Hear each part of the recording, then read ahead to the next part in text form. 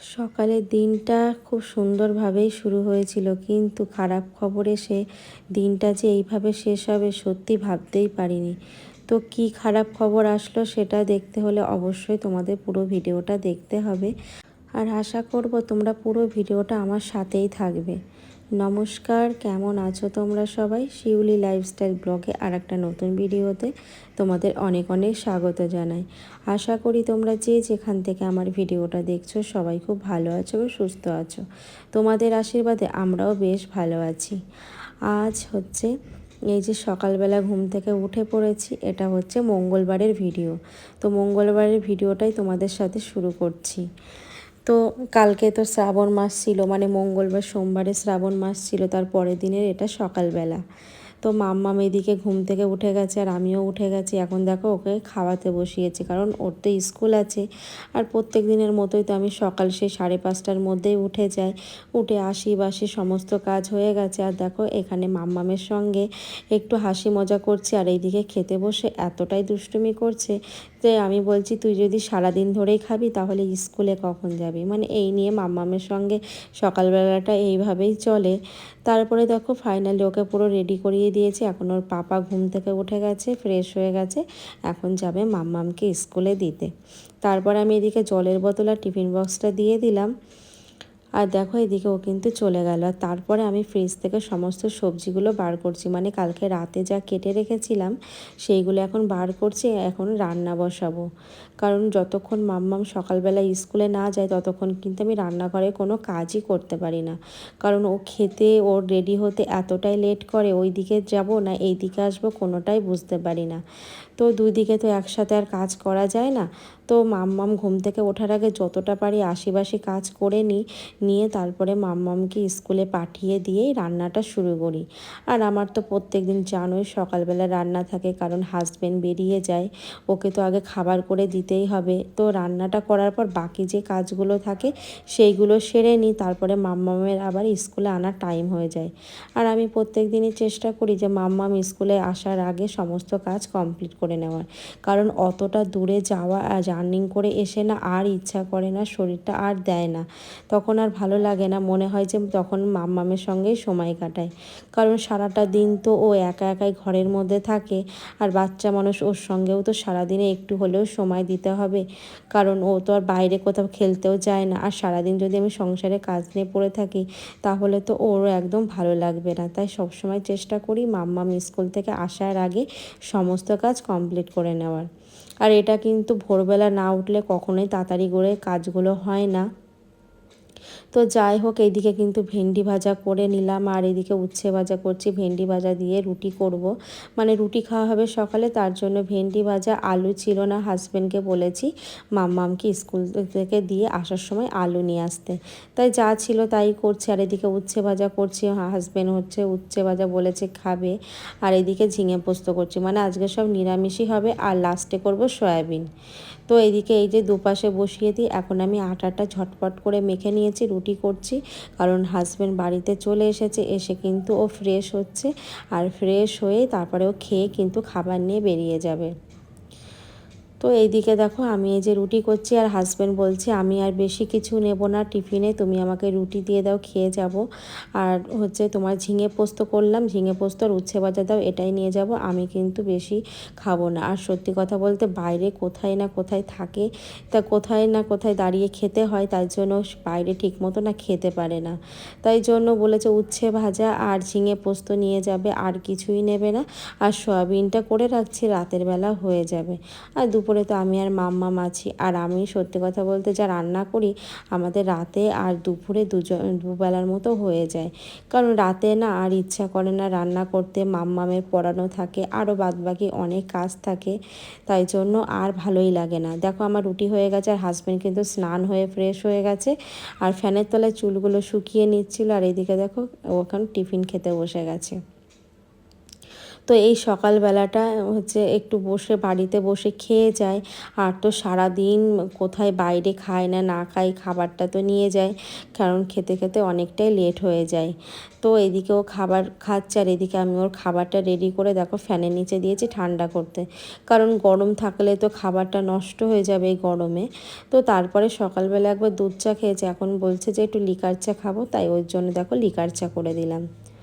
তো ওইদিকে ও বেরিয়ে গেল। তারপরে টিফিনে আর বাকি যে রান্না করেছিলাম তার জন্য দেখতেই পাচ্ছ বন্ধুরা এক বেসিন বাসন হয়ে গেছে।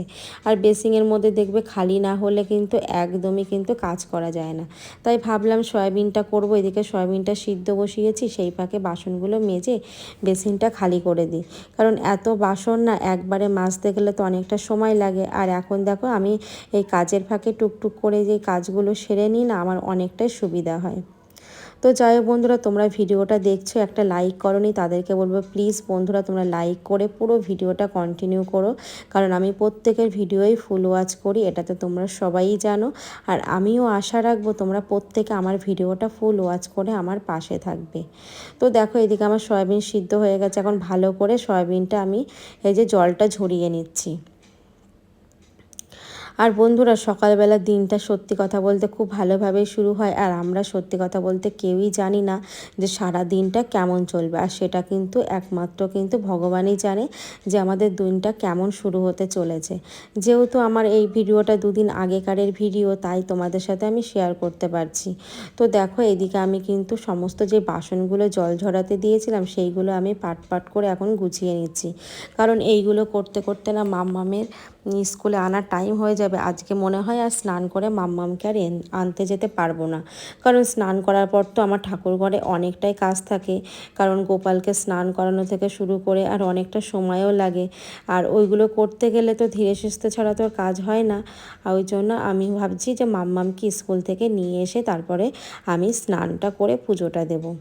আর এখানে দেখো অনেক জামা কাপড় ছিল, সেইগুলো আমি এখন তুলে নিচ্ছি, কারণ রাতের বেলা না অনেকটা জামা কাপড় কেচে দিয়েছিলাম, মেলে দিয়েছিলাম, এখন কিন্তু সব শুকিয়ে গেছে। তো এই যে রান্না করার পর নিশ্চিন্তে কিন্তু সংসারের বাকি কাজগুলো করা যায়, কারণ টাইমের মধ্যে খাবারটা দিয়ে দিয়েছি, দিয়ে তো আমি সারাদিন সময় পাবো ঘরের এক্সট্রা কাজ করার।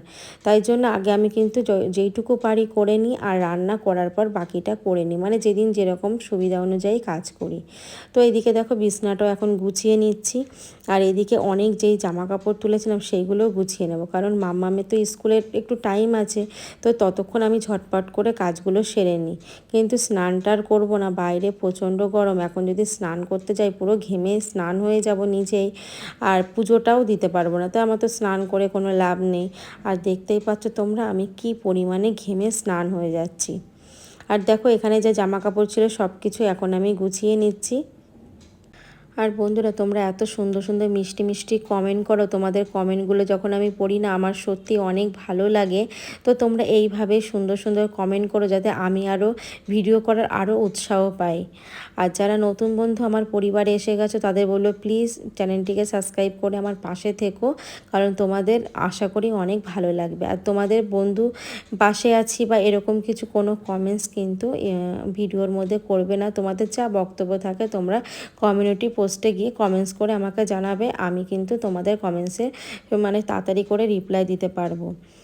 আর তোমরা তো জানো ভিডিওর মধ্যে এই ধরনের কমেন্টস করলে কতটা ক্ষতি হতে পারে, কতটা সমস্যা হতে পারে, ওই জন্য কিন্তু ভিডিওর মধ্যে তোমরা এই ধরনের কমেন্টস করবে না। আর দেখো আমার কিন্তু সয়াবিনটা বসিয়ে তারপরে কিন্তু কত কাজ করে নিয়েছি, মানে এটা কমিয়েই রেখেছিলাম যাতে আলুগুলো মানে ভালো করে সবজিগুলো সিদ্ধ হয়ে যায়, তাই কমিয়ে রেখে কিন্তু অনেক কাজগুলোই করে নিলাম। আর এই দিকে দেখো আমি কিন্তু এই যে ওভেনটা সুন্দরভাবে ক্লিন করে নিচ্ছি। আর এই ক্লিন করে নেওয়ার পরে তারপরে যাব মাম্মামকে আনতে। তাহলে চলো বন্ধুরা মাম্মামকে নিয়ে এসে তোমাদের সাথে বাকি কথাগুলো শেয়ার করছি। তো এই যে এখন বাড়িতে এসে এখন স্নান করেছি, এখন ঘড়ির কাঁটা কটা বাজে জানো বন্ধুরা, 2টো। কারণ আমি এসেছি 11টার সময়, এসে 2-3 ঘন্টা আমি কিন্তু মানে খুব মানে মনটা খারাপ ছিল, তার কারণ বাড়িতে যেই ঢুকেছি সেই আমাদের একটা খুব খারাপ খবর এসেছে, যেটা ভাবলাম যে তোমাদের সাথে শেয়ার না করলেই নয়, কারণ তোমরা তো আমার নিজের পরিবারের লোক, তাই ভাবলাম তোমাদের সাথে কথাটা শেয়ার করি। আমার এক আত্মীয় মানে একটা ছোট বাচ্চা হঠাৎ খারাপ খবর এসেছে বাচ্চাটার, মানে সেই খবরটা আমি হয়তো এখন তোমাদের সাথে শেয়ার করতে পারছি না, কারণ তোমাদের সাথে এইটুকুই আমি বলে রাখছি, মানে এতটাই খারাপ খবর যে ভীষণ কান্নাকাটি বাড়িতে এসেই, মানে এতটাই খারাপ খবর যে আমার পায়ের তলার মাটিটাই সরে গেছে। তো এত বড় একটা খারাপ খবর যে পাবো সত্যি বন্ধুরা ভাবিনি। আর আমি ভীষণ অসুস্থ হয়ে গেছিলাম, কারণ মাম্মামকে স্কুল থেকে নিয়ে এসে আমি খবরটা শুনে আমি তো আর নেই, মানে পুরো অবাক। তারপর চারিদিক থেকে ফোন আসে, তারপরে আমি নিজেও সবাইকে ফোন করি, সেইগুলো করতে করতে না অনেকটাই ঘড়ির কাঁটার সময় পেরিয়ে গেছে। তারপরে ভাবলাম যে না, উঠে স্নান করি, মাম্মামকেও তো খাওয়াতে হবে। আর এখন ঘড়ির কাঁটা বাজে ওই পৌনে তিনটে এরকম বাজে। তো আমার এদিকে স্নান কমপ্লিট, আর সমস্ত জামা কাপড়গুলো এই যে আমি এখন মেলে দিচ্ছি। কাজ তো করতে ইচ্ছা করছেই না, আর ঘন ঘন ফোন আসছে সেদিকেও আমাকে দেখতে হচ্ছে।